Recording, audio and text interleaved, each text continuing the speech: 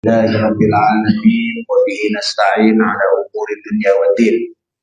Asyhadu an la ilaha illallah wahdahu la syarika lah al-malikul haqqul mubin. Wa asyhadu anna sayyidana Muhammadan abduhu wa rasuluhu shadiqul wa'dil amin. Allahumma salli wa sallim ala sayyidina Muhammad wa ala alihi wa sahbihi ajma'in. Allahumma salli salatan kamilah wa sallim salaman taman ala sayyidina wa maulana Muhammad alladhi tanhallu bihil uqad wa tanfariju bihil kurab wa tuqda bihil hawaij wa tunalu bihil raghaib wa husnul khawatim wa yastasqal ghamam biwajhil karim wa ala alihi wa sahbihi fi kulli lamhatin wa nafas bi'adadi kulli ma'lumin lak. Amma ba'du. Usikum wa iyaya bitaqwallah faqad fazal muttaqun. Ma'asyiral hadirin wal hadirat, yang terhormat pengurus BKM Masjid Darul Haq, para tokoh masyarakat, bapak-bapak, ibu-ibu, saudara-saudara semua, mudah-mudahan kita semuanya selalu dalam lindungan Allah Subhanahu wa taala, dalam keberkahan sempurna dari Allah Subhanahu wa taala, dimudahkan semua urusan kita zahir wa batin, dunia akhirat. Allahumma la sahla illa ma ja'altahu sahla wa anta taj'alul hazna idza syi'ta sahla. Alhamdulillah, alhamdulillah, alhamdulillah. Salawat dan salam mudah-mudahan selalu dihaturkan kepada baginda Nabi Muhammad sallallahu alaihi wasallam, keluarga, sahabat dan semua pengikutnya ila yaumil qiyamah.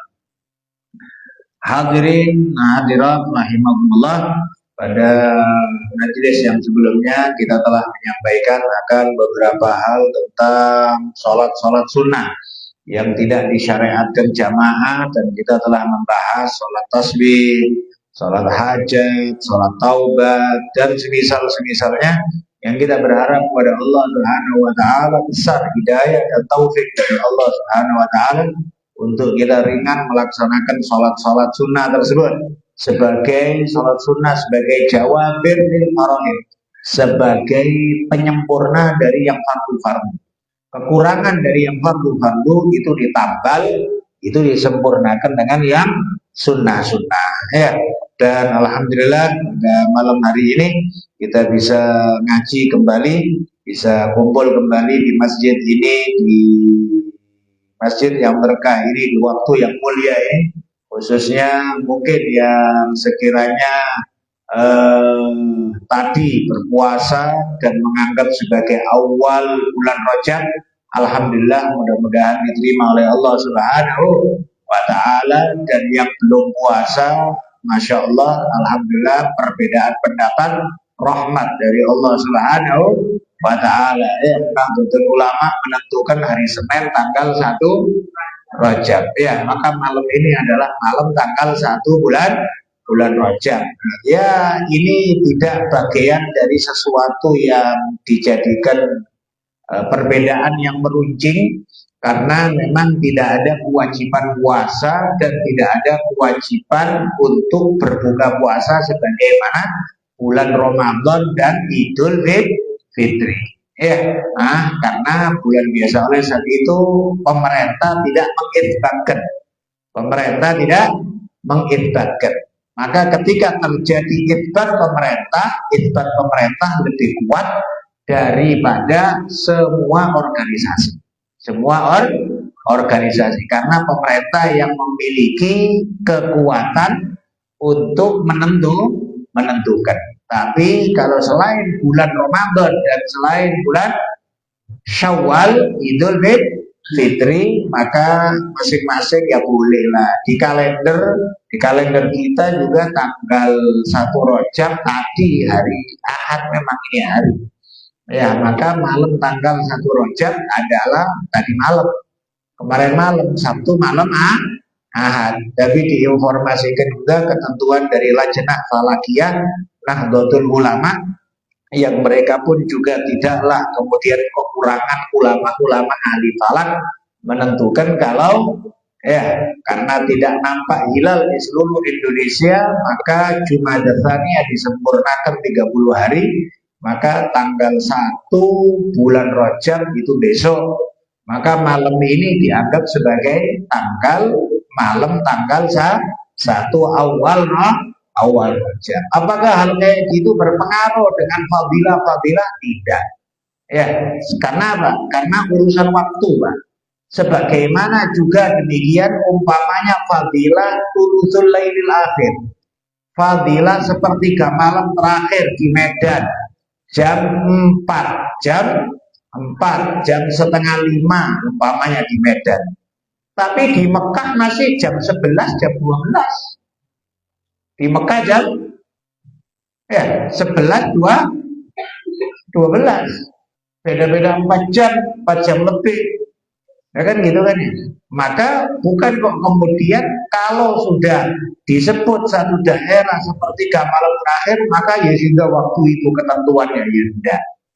Fadlullahi wasi', anugerah Allah Subhanahu wa taala tidak terbatas dengan waktu-waktu bagi satu tempat atau satu hamba Allah Subhanahu wa taala. Setiap waktu-waktu itu adalah sesuatu yang diatur oleh Allah Subhanahu wa ta'ala, yang tidak mungkin orang lain kemudian memasuki area waktu tersebut. Sehebat-hebatnya orang tidak bisa mundurkan waktu, sehebat-hebatnya orang tidak bisa mengembalikan waktu. Maka waktu itu adalah hak prerogatifnya Allah Subhanahu wa ta'ala. Maka oleh sebab itu nggak usah kemudian jadi ribut, yang puasa ini hari cemana, aku yang tadi malam banyak ibadah kemana, nah, ada masalah gitu ya. Nah, sebagaimana juga demikian ya, sering kita sampaikan tentang perbedaan waktu ya, khususnya sholat ya. Sekarang kita berkewajiban sholat maghrib, maghrib, tapi di Mekah sana asar aja belum kok, belum. Kalau orang di Mekah sana mau sholat maghrib ya nggak sah, mau sholat asar ya nggak sah, belum waktunya, kan gitu kan ya. Masing-masing memiliki hukum waktu di tempatnya masing-masing. Maka sama juga demikian. Yang penting kadang-kadang kita ditanyain, tadi pun juga ngaji ya, siang dan lain sebagainya, banyak yang tanya, Ustaz saya puasa, Ustaz saya tadi malam sudah banyak ibadah, gimana? Ya alhamdulillah, mudah-mudahan diterima oleh Allah Subhanahu wa ta'ala. Dalam urusan anugerah Allah, di dalam urusan fadilah waktu, di dalam urusan kemuliaan waktu, itu tidak kemudian dijadikan sebagai perbedaan yang merunci. Ya, berbeda kalau umpamanya hal yang bersifat hukum fikih. Semisal kita sampaikan tentang kalau ada isbat pemerintah atau ada yang sudah ru'yatul hilal. Orang yang ru'yatul hilal tidak boleh dia percaya kepada selain apa yang dia nampak. Nah, dia sendiri udah ru'yatul hilal, walaupun nampak. Meskipun umpamanya pemerintah tidak mengisbatkan. Umpama saya di pantai melihat hilal, terus saya lapor sama Departemen Agama. Departemen Agama nggak nerima laporan saya karena nggak dikenal atau karena kurang dipercaya atau bagi saya tetap wajib puasa karena saya sendiri yang melihat kok. Itu ya. Saya sendiri ngelihat, maka saya tidak boleh ngikutin orang. Ngikutin orang itu ya ngikutin pemerintah bagi yang tidak melihat. Semua masyarakat diwajibkan mengikuti isbat pemerintah. Itu ya. Ini kalau berhubungan dengan puasa Ramadan dan juga Idul Fitri. Adapun bulan-bulan lain karena tidak ada konsekuensi dari kewajiban puasa, tidak ada konsekuensi dari apa itu kewajiban berbuka puasa, haram berpuasa, maka tidak menjadi sesuatu yang berat sehingga memperunci masalah aku Rajab Ahad, aku Rajab Senin dan lain sebagainya. Sah-sah saja karena ini bagian dari fadilah. Mudah-mudahan insya Allah yang penting ada di dalam hati kita takdir, mengagungkan, memuliakan bulan Rajab yang diagungkan oleh Allah Subhanahu wa taala, yang sering kita sampaikan takdim kepada bulan-bulan yang agung ini bagian dari syiar Allah Subhanahu wa taala. takwa yang menancap di dalam hati, dan juga kemuliaan Rajab, kemuliaan Asyuril Hurum ini adalah syariat kuno, syariat nabi-nabi terdahulu yang dibenarkan oleh Nabi Muhammad dan dilanjutkan oleh sebab itu di dalam surat Taubah disebutkan inna iddatas syuhuri indallahi 12 syahran yauma khalaqas samawati wal ard minha arba'atun hurum. Dari sejak diciptakannya langit bumi sudah ketentuan Allah. Minha arba'atun hurum. Nah, dimulainya juga demikian penentuan hukum syariat itu dikuatkan oleh Nabi Ibrahim. Nabi Ibrahim itu bapaknya seluruh nabi, Abul Anbiya Nabi Ibrahim. Maka disyariatkan tersebut memang Asyurul Hurum 4 itu satu sendiri, 3 yang berurutan. 3 berurutan di bulan haji. Karena memang sebagai bentuk penghormatan kepada ibadah haji, berangkat haji, pelaksanaan haji, pulang dari haji supaya aman. Zaman dulu Pak, orang perang biasa, orang balas-balas dendam biasa, zaman jahiliyah. Zaman dulu ya, begal biasa, rampok biasa dalam perjalanan. Maka oleh sebab itu dibuat syariat Asyuril Hurum, nggak boleh perang, nggak boleh membunuh, nggak boleh membalas, nggak boleh balas dendam dan lain sebagainya di bulan-bulan haji, Dzulqa'dah, Dzulhijjah, Muharram. Kemudian Rajab yang sendirian antara Jumat dan Sya'ban, itu hadisnya Nabi. Nabi menjelaskan Rajab ma baina Jumada wa Sya'ban, antara Jumat dan Sya'ban. Sampai disebutkan di dalam kitab Lataiful Ma'arif karya Imam Ibn Rajab Al-Hambali, hatta law laqiya rajulun biqatili abihi fi Asyuril Hurum. Andaikan seseorang laki-laki berjumpa dengan pembunuh bapaknya di bulan yang mulia ini, bulan Rajab, ketemu sama pembunuh bapaknya, lam yata'arrad bi syai', maka dia tidak melakukan apapun karena kehormatannya bulan Rajab. Gak berani mereka kemudian mengotori bulan Rajab dengan darah, mengotori bulan Rajab dengan pertikaian dan lain sebagainya. Ini zaman jahiliyah dulu Pak. Gimana zaman sekarang ini kemunduran kekuatan iman, lemahnya iman di masyarakat kita, tidak ngerti kemuliaan Rajab. Tidak bulan haji masih tengkar saja. Tidak Rajab, tidak bulan haji masih bertikai saja. Kadang-kadang mohon maaf juga kejahatan-kejahatan pun masih tetap terus berjalan. Yang bawa kelewat malam-malam bulan Rajab masih tetap aja. Bulan Ramadan tetap aja. Bulan Asyuril Hurum, bulan haji masih nggak ngerti kemuliaannya waktu. Nggak ngerti kemuliaan waktu. Padahal ini tadi kita sampaikan, ini bagian dari innaha min taqwal qulub, takwa yang menancap dalam hati. Ta'zim kepada syiar-syiar Allah Subhanahu wa ta'ala. Maka perlu untuk sering disampaikan ke masyarakat lah. Waktu yang agung, waktu yang mulia. Sering kita sampaikan, kita tahu hari Natal, kita tahu hari Waisak, kita tahu hari buruh, kita tahu hari narkoba, kita tahu macam-macamnya hari-hari. Tapi kok nggak mau ngerti kemuliaan Rajab ini kemana? Nggak ngerti malam nisfu Sya'ban, nggak ngerti malam ini dan lain sebagainya. Dan malam pertama dari bulan Rajab disejajarkan oleh Nabi dengan 4 malam yang agung yang lainnya. Nabi bersabda, khamsu layalin la yuraddu fiha du'a. Ada 5 malam tidak ditolak sama sekali doa oleh Allah. Dalam riwayat yang lain, 5 malam Allah bertajalli sejak maghrib.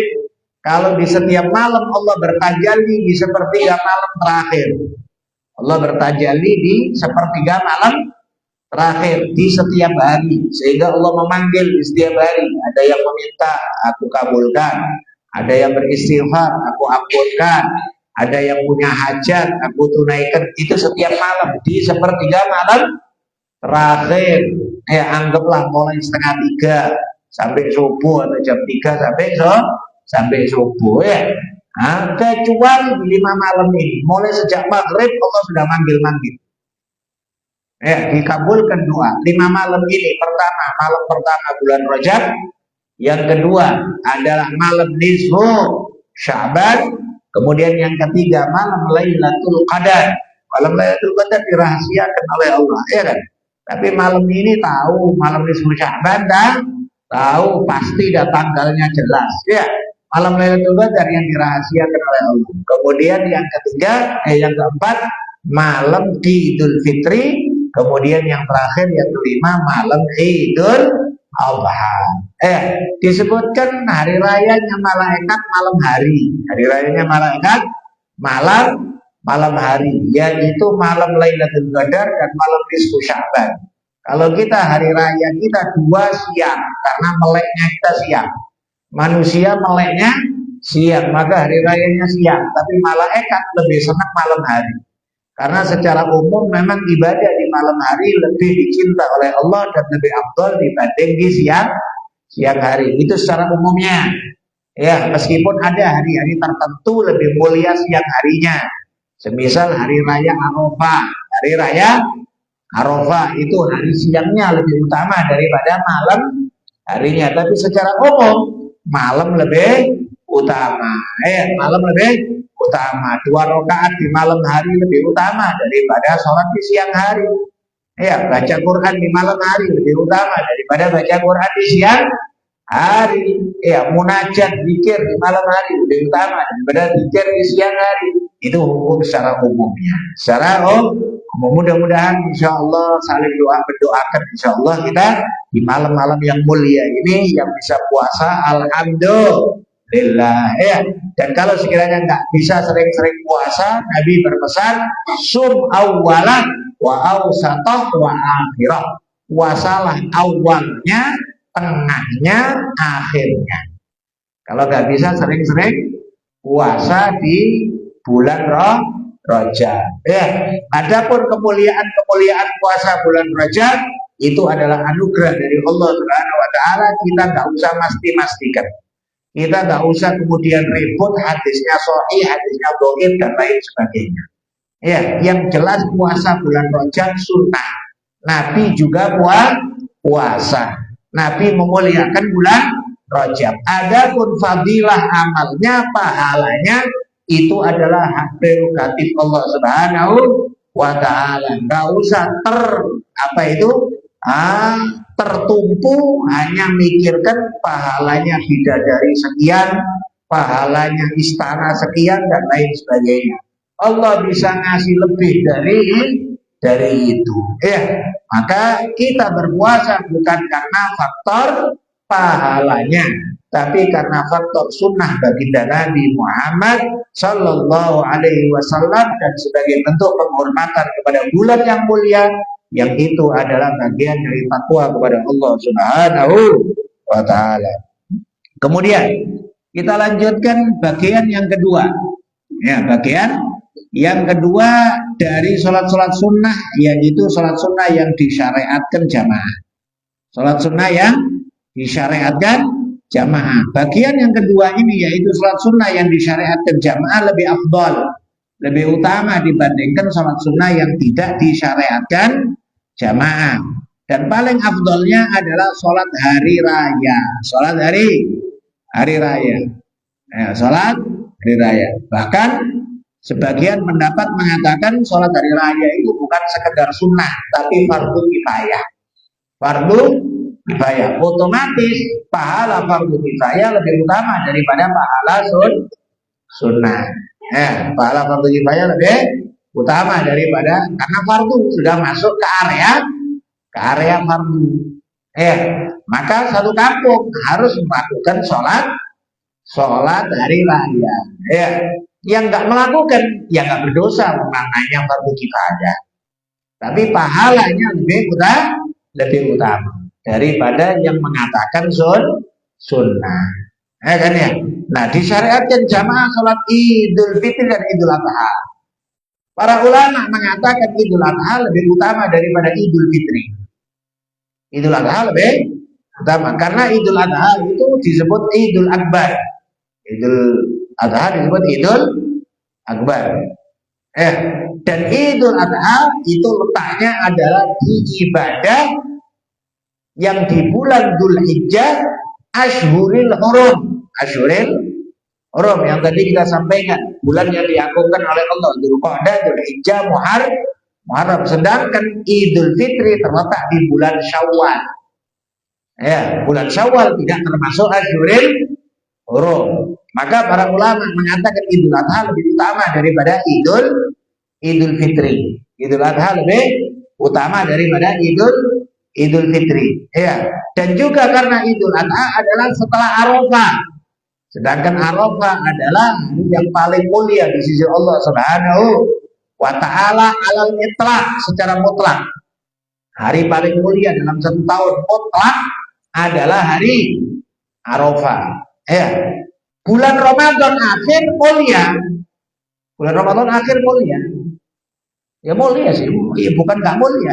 Tapi kalau dibanding dengan hari Arafah lebih mulia hari Arafah. Kemuliaan Ramadan itu adalah full 1 bulan. Tapi kalau harian lebih mulia hari Arafah. Ini kita bahas detail kayak gini karena bahasan para ulama, Pak. Bukan kok merendah-rendahkan Idul Fitri. Tapi masyarakat kita kan kadang-kadang kalau Idul Adha nggak begitu nganggep. Tidak gitu nganggep. Malah kadang-kadang sebagian orang beralasan, beralibi, sibuk mempersiapkan nyembelih sapi, akhirnya enggak sholat Idul Adha. Ya salah, Pak. Idul Adha lebih mulia. Ya, dan juga sebagian ulama mengatakan karena dalil Idul Adha itu adalah kepastian dari Al-Quran di dalam surat Al-Kautsar. Bismillahirrahmanirrahim. Inna a'tainakal kautsar fasholli li rabbika wanhar. Sholli li rabbika, salatlah untuk Tuhanmu, wanhar, dan sembelihlah. Perintah sholat dan sembelih ini ada di Idul Adha. Itu ya. Adapun sholat Idul Fitri itu dalilnya dari hadis, Walhasil bukan merendahkan Idul Fitri, tapi maksudnya kami supaya perhatian kepada Idul Adha lebih besar. Itu disebut Idul Akbar. Idul Akbar. Ya. Hanya saja para ulama mengatakan, ya, takbir kan ada 2. Ada takbir muqayyad, ada takbir mursal. Takbir muqayyad yang dilakukan setelah sholat atau saat melihat hewan kurban, yaitu di sekitaran Idul Adha. Takbir mursal itu dilakukan setelah maghrib malam hari raya, baik hari raya Idul Fitri atau hari raya Idul Adha. Para ulama mengatakan bahwa takbir muqayyad lebih mulia daripada takbir mursal. Takbiran yang dilakukan setelah sholat, takbiran yang disunahkan ketika melihat hewan kurban, itu lebih mulia, pahalanya lebih besar dibanding takbiran di malam hari raya. Di malam hari, kenapa? Karena letaknya setelah sholat. Letaknya setelah sholat. Ya, udah. Nah, kalau bicara takbir mursal antara malam Idul Fitri dengan malam Idul Adha, untuk yang mursalnya lebih mulia malam hari raya Idul Fitri. Malam hari raya Idul Fitri karena bersamaan dengan kewajiban zakat fitrah. Kewajiban zakat fitrah.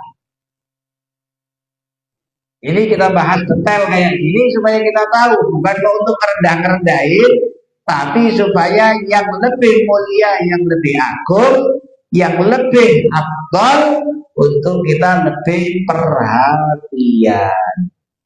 Jadi urutan pertamanya takbir muqayyad yang paling mulia.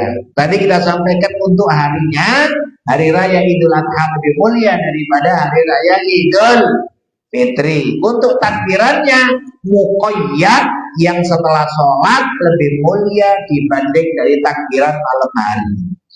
Nah, takbiran malam hari Idul Fitri, Idul Adha lebih mulia malam hari Idul Fitri daripada malam hari Idul Adha.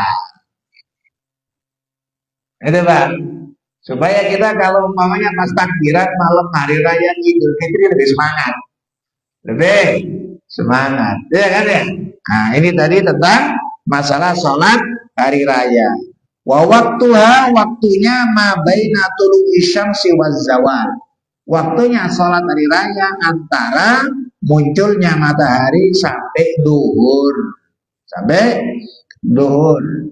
Ya, maka dari mulai waktu awal duha itu masuk waktu sholat Idul Fitri, Idul Adha sampai duhur. Dilakukan jamaah lebih afdal karena memang disyariatkan jamaah. Tapi kalau umpama tidak dilakukan dengan jamaah sah. Maka orang umpama ini karena malam hari raya Idul Fitri banyak takbiran sampai habis subuh ngantuk berat sampai ke bablas. Sholat nggak ikut sholat Idul Fitri. Ya bangun-bangun kok sholat Idul Fitri. Meskipun sendiri, ya kan? Tidak ada kewajiban untuk jamaah, tapi masyarakat kadang-kadang nggak tahu kayak gini, ya sehingga dia nggak berani sholat Idul Fitri atau juga Idul Adha juga demikian, ya nggak bisa umpamanya sholat berjamaah ya sholat di rumah. Walhasil usahakan ibadah itu dilaksanakan Pak. Bisa dengan sempurna alhamdulillah, nggak bisa dengan sempurna jangan ditinggalkan meskipun sendiri atau ngajak istri dan lain sebagainya. Semisal orang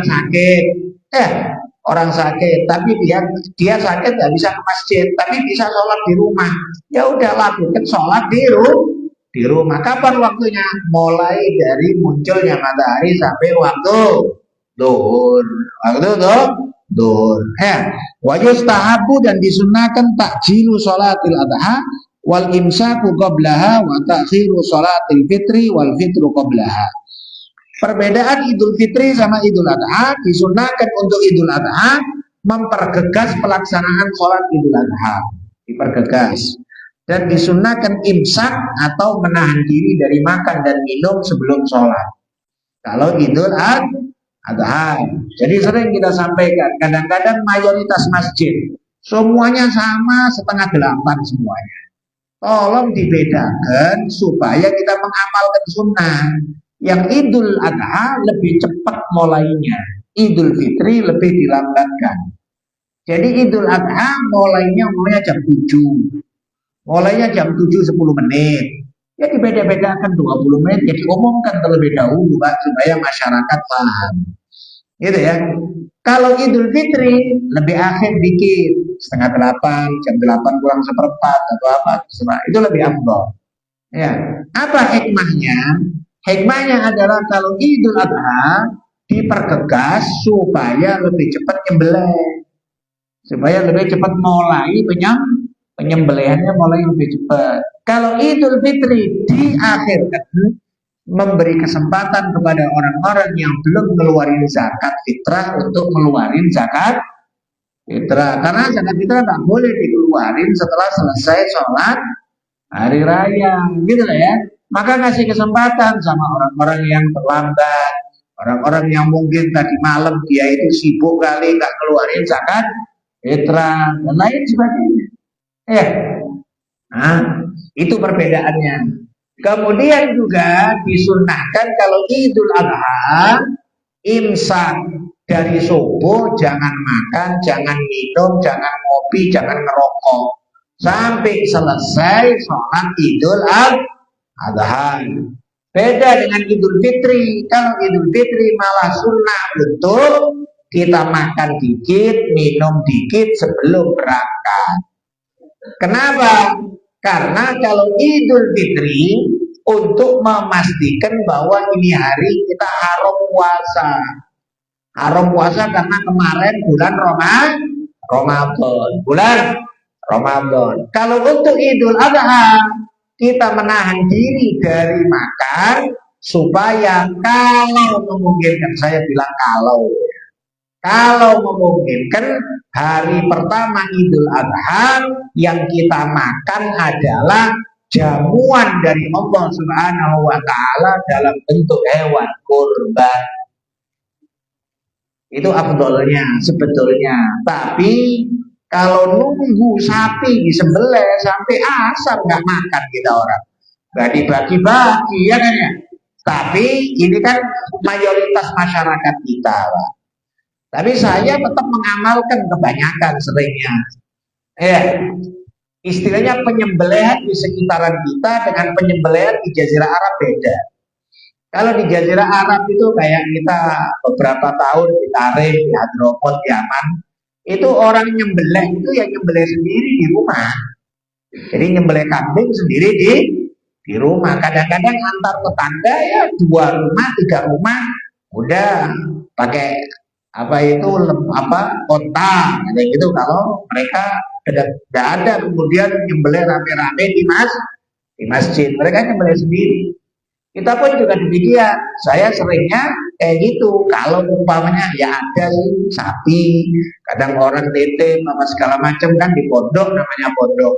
Tapi saya yang mau saya korbankan, saya udah pesen, gitu ya. Kambing saya sembelih cepet, jadi datang langsung disembelih. Udah disembelih, ya ambil aja dikit dagingnya, kemudian dipanggang, kita makan, udah selesai.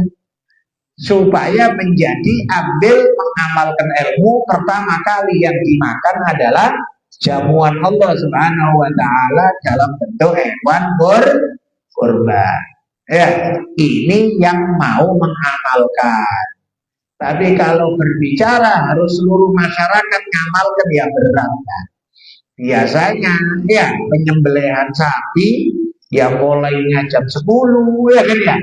Nunggu dibagi sampai pada zuhur sampai dekat asar, udah kelaparan udah ya kan ya. Nah, tapi ini tadi kan disebutkan udhiyah itu adalah jamuan Allah khusus untuk orang mukmin. Karena yang orang kafir nggak boleh nerima hewan kurban karena itu jamuan Allah. Ya, dia fatullah. Allah memberikan kehormatan kepada orang-orang mukmin. Orang kafir nggak boleh. Orang kafir nggak boleh. Ini hukum kalau istilahnya hukum hewan kurban. Jadi kalau ada tetangga kafir, ada tetangga non muslim, ya kita pun punya tetangga non muslim. Tapi ya ngertilah mereka ini urusan ibadah. Ya nggak dikasih, ya kan ya. Ya kadang-kadang kalau apa ya kita belikan roti gitu aja ya kan ya. Supaya baik sama tetangga kita bilang kan gitu ya Pak gitu ya.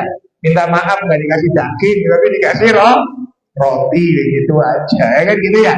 Untuk enakan sama tetangga. Tapi walhasil hukum nggak bisa main-main, jangan kemudian ngasih sama orang kafir karena ini adalah hukum diafatullah, jamuan Allah khusus untuk orang-orang mukmin. Ya. Dan disebutkan kaifiatnya adalah sholat 2 rakaat bertakbir di pertama setelah doa iftitah dan sebelum ta'awud 7 kali. 7 kali itu tanpa menghitung takbiratul ihram. Berarti dengan takbiratul ihram dihitung 8 kali. 8 kali. Ya. Dan kemudian disunahkan untuk mengucapkan antara 2 takbir subhanallah walhamdulillah wala ilaha illallah wallahu akbar. Perhatikan antara 2 takbir. Antara 2. Berarti setelah takbir ke-7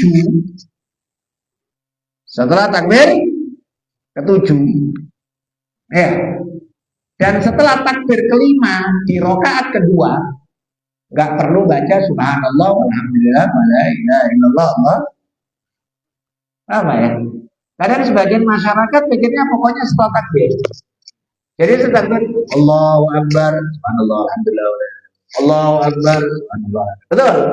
Tapi ketika terakhir takbir ke-7 di rakaat pertama dan takbir ke-5 Allahu akbar tidak disunahkan subhanallah alhamdulillah, langsung Fatihah. Karena disunahkannya antara 2 takbir. Bukan antara takbir dengan Fatihah. Gitu ya. Nah, takbir ini pun juga demikian disunahkan raf'us shaut, mengeraskan suara, imaman au makmuman au munfaridan. Imamnya, makmumnya atau orang sholat sendiri sunnah mengeraskan Allahu Akbar di 7 takbir rakaat pertama, 5 takbir rakaat kedua. Jadi makmum pun juga disunahkan untuk mengeraskan suara. Ya. Selain 7 dan 5 ini tidak disunahkan mengeraskan suara, Pak. Semisal sholat biasa, maghrib, isya, ya, yang ngerasin suara imam. Makmum nggak usah pakai ikut-ikut Allahu Akbar, pelan. Makmum nggak perlu kemudian pakai ngeraskan sami Allahu liman hamidah, nggak perlu. Ya, yang sunnah ngeraskan suara hanya imam. Kecuali sholat Idul Fitri, Idul Adha, ditakbir 7 kali dan 5 kali, semuanya sunnah mengeraskan suara. Jadi imam bilang Allahu Akbar, yang itu juga Allahu Akbar, Allah. Makmum juga gitu, makmum juga kerasin suara biar rame. Allahu Akbar, Allah, keras. Nah inilah pembahasan fikih yang kita sampaikan lebih detail di dalam pelaksanaan yang kadang-kadang tidak dipikir oleh banyak orang. Tadi kita sampaikan dengan demikian, kesunahan baqiyatus sholihat, subhanallah, alhamdulillah, wala ilaha illallah, Allahu akbar, itu antara 2 takbir. Antara 2 takbir. Maka setelah takbir terakhir yang ke-7 sama setelah takbir yang terakhir ke-5 di rakaat kedua, tidak sunnah baca subhanallah walhamdulillah wa la ilaha illallah, kami langsung ta'awud dan Fatihah, bismillahirrahmanirrahim, dan seterusnya. Dan takbir-takbir ini berhukum sunnah hayat. Sunnah hayat. Ngerti sunnah hayat? Sunnah kan ada 2. Ada abad, ada hayat. Abad ini yang kalau ditinggalkan diganti dengan sujud sahwi. Kalau hayat ditinggalkan tidak berpengaruh apa-apa. Maka orang umpama imam lupa dari takbir, sholatnya sah. Tidak usah 2 kali. Oh, namanya orang lupa, ya kan ya? Ya maafin aja lah. Imamnya mungkin kepikir berasnya habis, belum ngeluarin zakat fitrah, ya kan? Nah, dia lupa, kepikiran akan beras, ya. Gimana duit hari raya anak-anak, ya kan? Nah, dia lupa, khususnya kadang takbir rakaat kedua. Gak apa-apa, sah sholatnya sah, dan gak perlu mamanya sudah masuk Fatihah balik ke takbir, nggak boleh. Kenapa? Karena Fatihah sudah masuk ke dalam rukun dan wajib, kemudian takbir itu sunnah. Sebagaimana imam kalau lupa umpamanya udah sujud nggak kunut, udah kadung sujud, nggak boleh balik ke kunut. Kenapa? Karena kunut sunnah, meninggalkan sujud wajib. Semisal itu, wallahu a'lam. Ada yang ditanyakan, silakan. Mungkin tinggal 3 menit.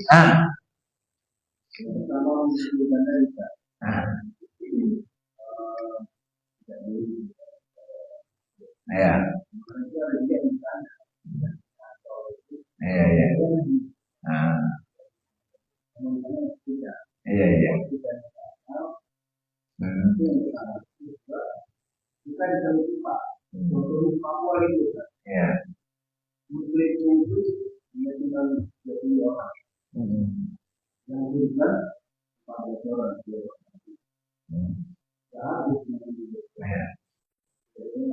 Terima kasih. Kurban yang ada di kantor-kantor, pertama kita akan menyampaikan itu kalau duitnya person pribadi maka dihukumin tetap kurban. Kalau duit person orang ya, person orang, jadi satu orang umpamanya naruh kambing, satu orang ngasih duit kambing kayak gitu ya, itu dianggap hukum sebagai kurban. Tapi kalau umpamanya duitnya itu bukan duit dari person, tapi duit dari kantor, atau mungkin juga kadang-kadang pabrik ada orang Cina ngasih ke masjid, ya kan ya, orang apa Indomaret ngasih, kita nggak tahu ini duit dari mana, bukan person orang, tapi duit operasional atau apa namanya dari dari kantor, gitu ya. Maka itu tidak disebut korban. Kalau tidak disebut korban, ya berarti kasihkan ke orang kafir nggak apa-apa. Relasi-relasi kerja yang kafir ya nggak apa-apa, namanya bukan korban. Tapi kalau sekiranya itu masih person orang, jadi satu orang ngasih duit, ya kayak di masjid lah, ditulis umpamanya 2.200.000, bapak ini 2.200.000, bapak ini 2.200.000, dengan namanya masing-masing, ya berarti itu namanya korban. Ya, baik di kantor atau di perusahaan. Kadang-kadang perusahaan kan juga ngeluarin juga, ya kan? Perusahaan ngeluarin banyak, ya kan? Pabrik-pabrik. Kadang juga kita pun juga gitu. Kadang dikasih sama kepolisian. Kadang kita bingung, ini punya siapa ini kepolisian? Kita tanya, Pak, ini korbannya siapa? Ya nggak tahu Pak Ustadz, pokoknya dari bos kantor katanya. Ya kayak gitu, ya itu kan duit kepolisian. Duit kepolisian kan berarti istilahnya bukan duit person orang. Ya, yang kayak gitu tidak disebut korban. Ya udah kayak gitu. Umpamanya masjid dapat dari Indomaret umpamanya. Ya udah, kok buat makan bareng-bareng pun nggak apa-apa, meskipun nggak dibagi dalam keadaan mentah kan gitu, karena bukan korban. Beda kalau person. Nah, kalau ditanyakan tentang di Papua dan lain sebagainya, memang sih memberi kepada orang kafir itu pendapat yang muktamad ya, pendapat yang terkuat, nggak boleh dikasihkan sama orang kafir. Ada pendapat yang memperbolehkan ketika memang betul-betul dianggap sebagai hajat besar atau darurat, memang harus ngasih kepada mereka, khususnya misal ditanyakan ketika di Papua, di daerah-daerah minoritas dan lain sebagainya.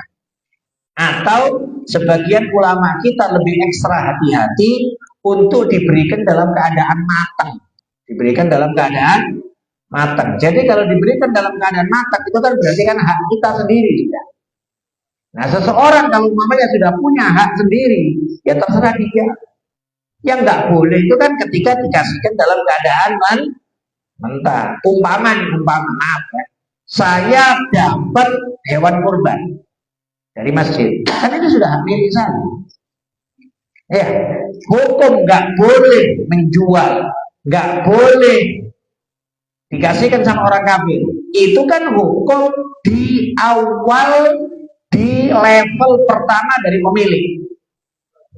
Level pertama dari pemilik atau wakil, yaitu pihak masjid atau BKM, panitia. Itu ngasih nggak boleh, jual nggak boleh, panitia jual nggak boleh. Tapi kalau sudah dikasihkan ke saya, terserah saya. Saya mau jual, saya mau buat kenduri, saya bagi-bagi ke tetangga, saya bagi ke mertua, itu terserah saya. Kan sudah dikasihkan ke saya. Saya sebagai hak milik. Maka kalau cerita kayak umumnya di Papua, kalau sekiranya memang mengharuskan dengan memberikan dengan daging mentah, maka ambil pendapat yang memperbolehkan. Tapi kalau lebih ekstra hati-hati, ekstra hati-hati, dimasak, diundangkan tetangga-tetangga semuanya, anggap kayak kenduri, ya boleh aja ya kayak gitu. Kadang-kadang pun juga orang nyimpen daging kurbannya Pak untuk iya. Ya misalnya itu Pak, ya bisa untuk istilahnya kalau sekiranya harus diberikan dalam keadaan mentah, maka pindah pendapat. Diperkenankan ada pendapat yang memperbolehkan ada. Tapi kalau sekiranya lebih ekstra hati-hati, yaitu tadi Ya, pemiliknya masakkan sehingga kemudian setelah masak kan sudah punyanya dia. Nah, maka dikasihkan kepada orang lain terserah dia. Wallahu a'lam bishawab. Al-Fatihah. Bismillahirrahmanirrahim. Alhamdulillahirabbil alamin. Iyyaka na'budu wa iyyaka nasta'in. Bismillahirrahmanirrahim. Allahumma shalli wa sallim ala sayyidina Muhammad wa alihi wa sahbihi ajma'in. Rabbana taqabbal minna innaka antas samiul 'alim wa tub 'alaina innaka antat tawwabur rahim. Rabbana hab lana min azwajina wa dhurriyyatina qurrata a'yun waj'alna lil muttaqina imama. Barik lana fi Rajab wa Sya'ban billana Ramadan. Allahumma barik lana fi Rajab wa Sya'ban billana Ramadan. Allahumma barik lana fi Rajab wa Sya'ban billana Ramadan wa inna 'ala siyam wal qiyam wa tilawatil Qur'an. واحفظنا من الذنوب والآثام وأنواع العصيان وعاملنا مع الجود والفضل والامتنان. ربنا هب لنا ربنا اغفر لنا ولإخواننا الذين سبقونا بالإيمان ولا تجعل في قلوبنا غلا للذين آمنوا ربنا إنك رؤوف رحيم يا أرحم الراحمين يا أرحم الراحمين يا أرحم الراحمين فرج على المسلمين يا أرحم الراحمين يا أرحم الراحمين يا أرحم الراحمين فرج على المسلمين يا أرحم الراحمين يا أرحم الراحمين يا أرحم الراحمين فرج على المسلمين.